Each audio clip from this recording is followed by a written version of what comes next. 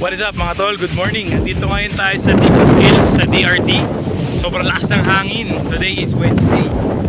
Yan, Digos Hills, DRT Bulacan. Lakas ng hangin. Ganda ng view guys sa likod. Mountain view ng Sierra Madre.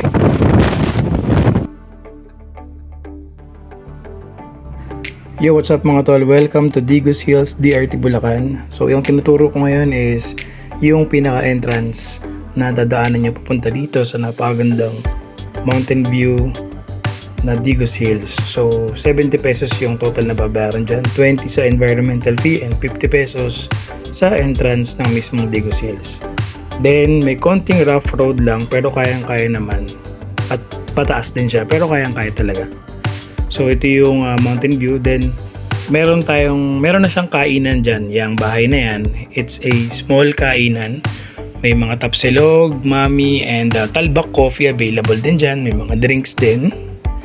Tapos yung katabing bahay niya is yun yung bahay ata ng parang caretaker or ng may-ari na din. Kumbaga para matanong mo yung mga rates or information, parang ganun, information center.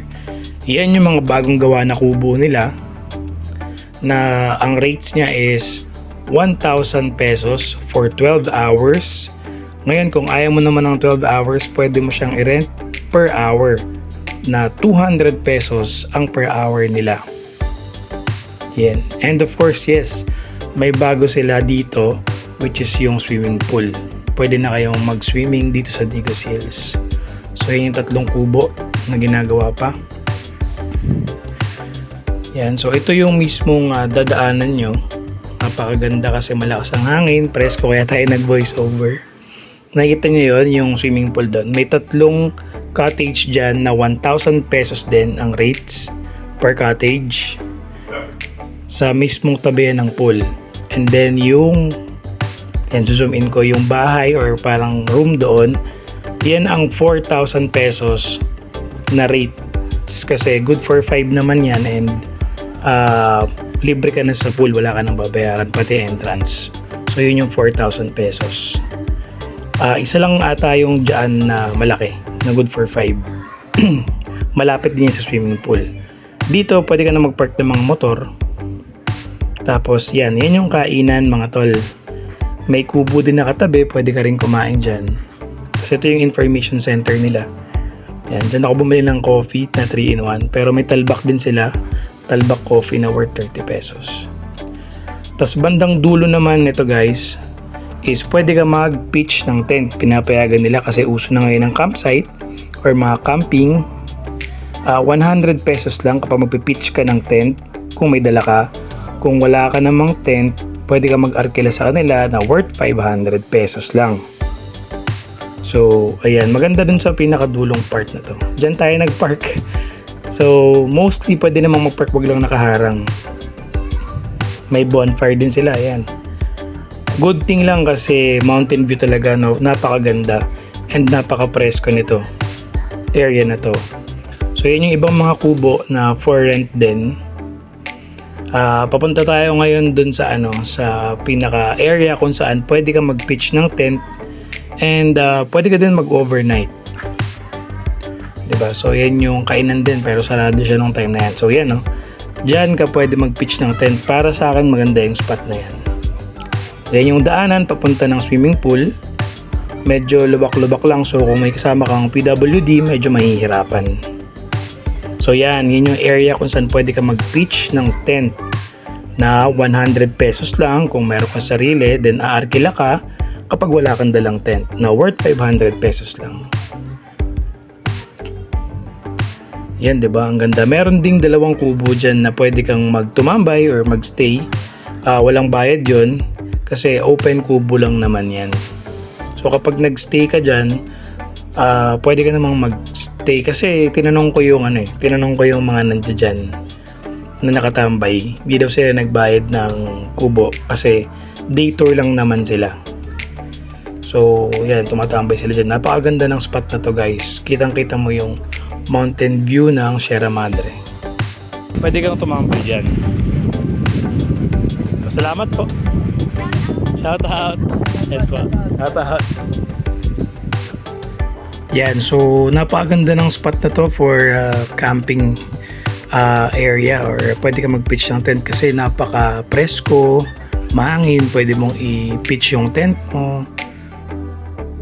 Tapos 100 pesos lang kung may dala kang tent. So yun yung mga rates guys ha. Entrance fee 50 pesos, environmental fee 20 pesos, and then kung gusto mong mag-rate ng kubo for 12 hours is 1,000 pesos. Same lang yung rate price kapag overnight. Basta 12 hours, 1,000 pesos lang. And then kung gusto mo naman ng per hour, 200 pesos per hour ang babayaran mo. Pero parang mas sulit kung 12 hours yung 1,000 pesos na lang kasi hindi ka nagmamadali or wala ka iniisip na mag-add ka ng 200 pesos every hour. 'Di ba? So yan, sobrang laki ng area nila for parking. Hindi ko alam kung napupuno to ng weekends kasi Wednesday tayo nagpunta today. Kaya maluwag-luwag pa yung area. Tapos may mga ginagawa pa silang ibang kubo para mas maraming makapag-enjoy or makapag-stay, di ba? So yan yung mga kanilang mga view deck. Pwede ka magpa-picture dyan. Kitang-kita nyo naman si Papa Boy, chillin' like a villain lang. No?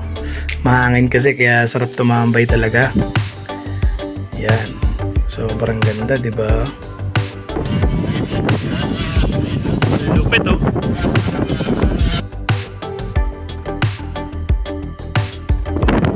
Wow. Lupit ni Bossing. Naalala ko lang, pakita ko na rin sa inyo yung menu ng restaurant nila. Yung Unica Resto, Zisling and Silog Mills para may idea kayo sa presyo. Yan. So ayan yung kanilang coffee.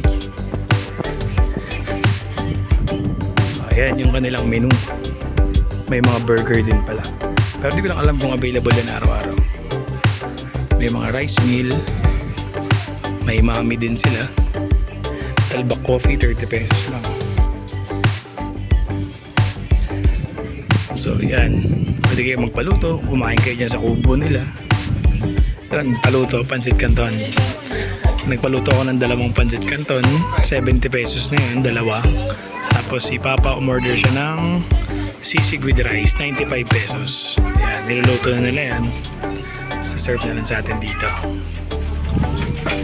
Tapos mamaya magtatalbak coffee tayo. Ayan, talbak. Sana meron, di ba?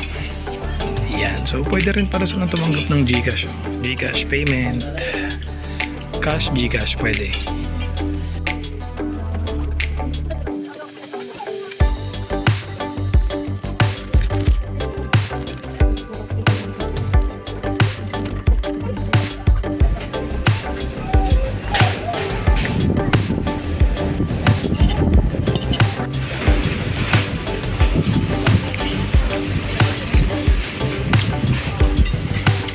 Sa ngain, grabe.